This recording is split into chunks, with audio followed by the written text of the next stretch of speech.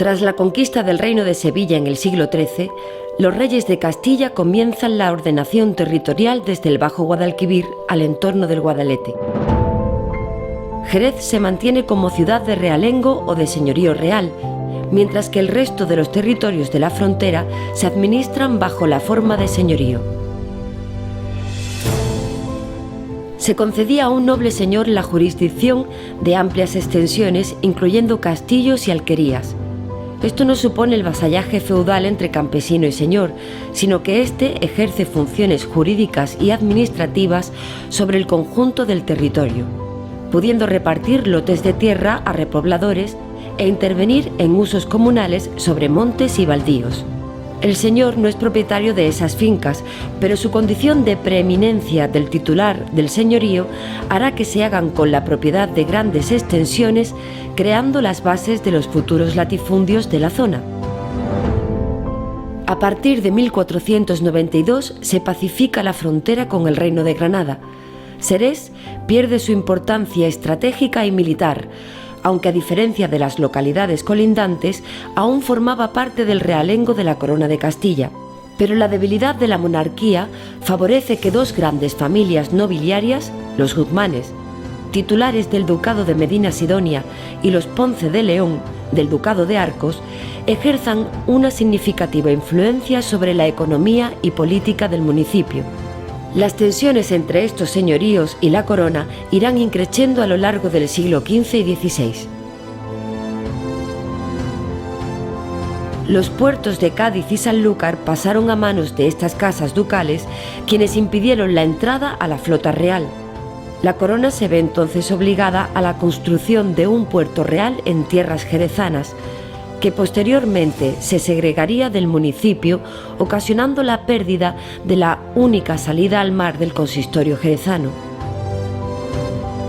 Por otro lado, la nobleza jerezana que participó en la conquista de Granada es obsequiada con grandes extensiones de tierra, pero los crecientes impuestos y cargas que estos han de pagar a la corona los acerca a los intereses de las casas ducales.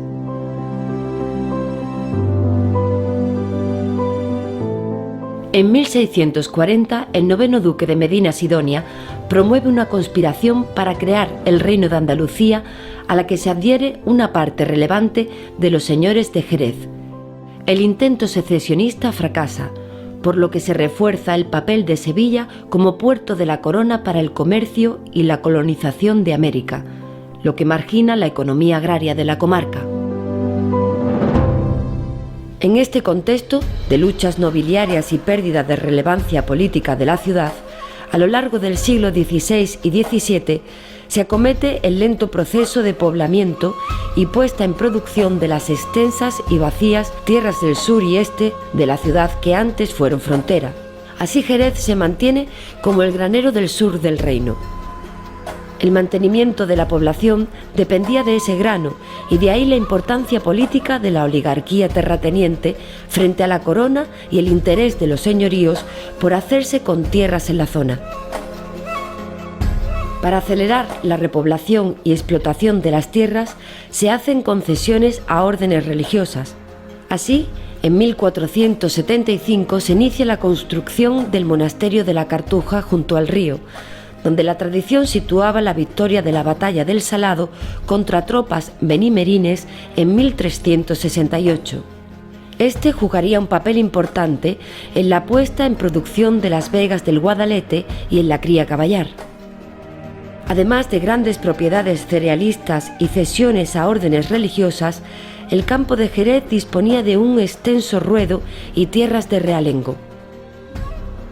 El ruedo jerezano se localizaba en las inmediaciones de la ciudad, aproximadamente dentro del radio de una legua, y lo formaban pequeñas explotaciones otorgadas por la labor de pacificación del siglo XVI a soldados y demás personas del común.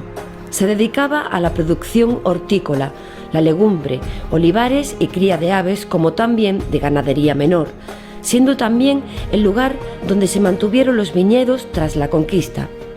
Junto con la pesca, la caza y la recolección de alimentos de temporada, el ruedo constituía la base de la seguridad alimentaria de la ciudad, que se mantuvo así hasta bien entrado el siglo XX, y aún se conserva en reductos como Montealegre o Pinosolete. Así se veía el entorno de Jerez a finales del siglo XIX. Por otro lado, las tierras de realengo eran extensiones que la corona concedía al municipio. Podían ser tierras comunales que eran del conjunto de los vecinos y cumplían una importante función en la subsistencia de la población campesina, ya que de ellas se conseguía pasto para el ganado, leña, plantas alimenticias y curativas y otras materias primas básicas. También estaban las tierras de propio, que eran explotadas por el consistorio a través de subastas o arrendamientos, y cuyas rentas se dedicaban a la supervivencia económica de la propia administración local. Además de la exportación del cereal, el ruedo y tierras de realengo, la actividad agraria del Jerez de los siglos XV y XVI pivotará sobre la cría caballar y la exportación de vinos. La fama del caballo jerezano se forjó a lo largo de las luchas fronterizas y tras la conquista de Granada, Jerez continuó suministrando a los ejércitos reales. Las vegas del Guadalete sirvieron de base para su cría y el monasterio de la Cartuja fue uno de sus referentes.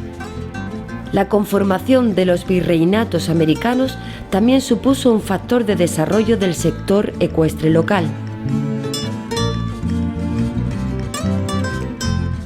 En 1493, Colón, en su segundo viaje al nuevo continente, zarpa desde Cádiz en una nao con un contingente de caballos jerezanos, formando así la primera yeguada en terreno americano.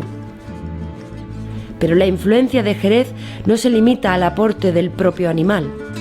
A mediados del siglo XVI, el Virreinato de Nueva España, lo que hoy es México y California, crea el Camino de Tierra Adentro, ruta comercial de más de 3.000 kilómetros que comunica las ciudades de México y Santa Fe y que estaba a cargo de los dragones de Cuera, un ejército de caballería adiestrado en las formas ecuestres jerezanas.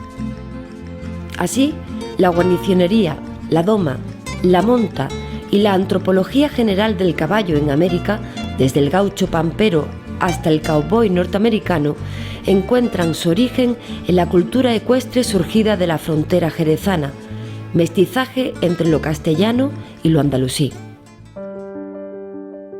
La exportación de vinos, el otro pilar económico local, remontaba al siglo XIV, donde ya existía un floreciente comercio con Inglaterra, pero que se reforzaría en los siglos posteriores con el desarrollo del comercio atlántico con el nuevo continente. A la demanda inglesa se une la holandesa y la propia de la flota española, con lo que la Corona de Castilla impulsa este comercio firmando un privilegio por el que se reservaba un tercio de la carga para transporte de vinos de los barcos con destino a América. Este comercio se intensificará cuando, en 1680, la cabecera de la flota de Indias pasa a estar en el puerto de Cádiz.